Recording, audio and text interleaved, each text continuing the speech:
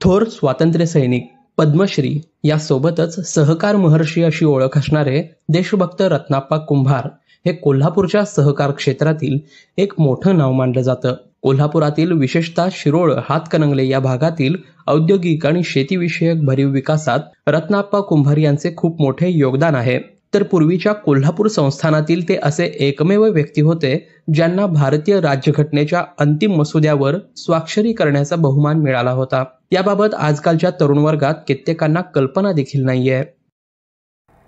23 डिसेंबर हा अण्णांचा स्मृतिदिन म्हणून साजरा केला जातो. अण्णांचं सहभाग, अण्णा म्हणजे डॉक्टर देशभक्त रत्नाप्पा कुंभार ह्यांचा जो राष्ट्रीय पातळीवरती सहभाग आहे ते बऱ्यापैकी लोकांना माहीतच आहे. घटना समितीचे ते सदस्य होते. 11 महिने जे कामकाज चाललं त्यामध्ये ते सक्रियरीतीने सहभागी होते.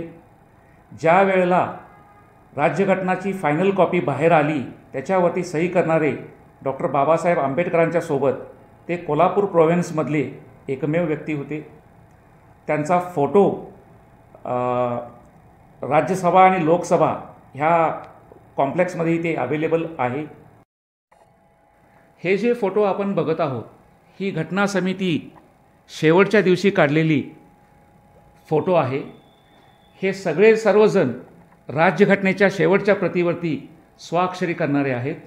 बाबासाहेब आंबेडकरांच्या नेतृत्वाखाली जी राज्यघटना बनवली गेली ह्या राज्यघटनेवरती प्रत्येकजण आपापल्या प्रोव्हिन्समधून सिग्नेचर्स केलेले आहेत. कोल्हापुरातून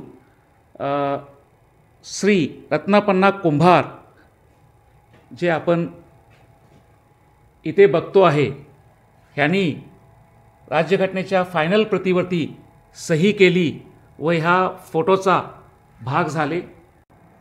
अण्णांचा सहभाग राज्यघटनेमध्ये तरी होताच, परंतु शैक्षणिक कार्यामध्ये अण्णांचा सहभाग मोठा आहे. ब्रिटिशकालीन कायदा महाविद्यालय जे सायक्स लॉ कॉलेज म्हणून ओळखलं जायचं 1933ची ज्याची स्थापना आहे.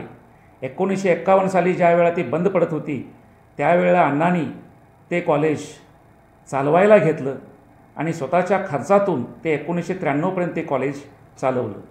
काउन्सिल ऑफ एज्युकेशन स्थापना केली. त्या काउन्सिल ऑफ एज्युकेशनच्या माध्यमातून आज 3 कॉलेज कार्यरत आहेत. गरजू गरीब विद्यार्थ्यांना चांगल्या माफक दरात शिक्षण मिळावं ह्या उदात्त हेतूनं काउन्सिल ऑफ एज्युकेशन काम करत आहे. College of commerce, law college आणि नाईट कॉलेज अशा 3 प्रकारचे कॉलेजेस चाललेले आहेत. अण्णांचं काम सहकारामध्ये प्रचंड आहे. मग ते कारखाने एस्टॅब्लिश करायचा असो, ते चालवायचा असो, स्वखर्चाने स्वकष्टाने अण्णांनी हरित क्रांती ह्या भागात आणलेला आहे. दरम्यान रत्नाप्पा कुंभार यांना त्यांच्या सामाजिक कार्यासाठी पद्मश्री पुरस्काराने देखील सन्मानित करण्यात आले होते. तर पुणे येथील सावित्रीबाई फुले विद्यापीठाकडून डीलिट पदवी देखील प्रदान करण्यात आली होती. वयाच्या 86व्या वर्षी 23 डिसेंबर 1998 साली त्यांचे निधन झाले. अशा या थोर स्वातंत्र्य सैनिक, देशभक्त रत्नाप्पा कुंभार यांना स्मृतिदिनी विनम्र अभिवादन. लोकल 18साठी साईप्रसाद महेंद्रकर, कोल्हापूर.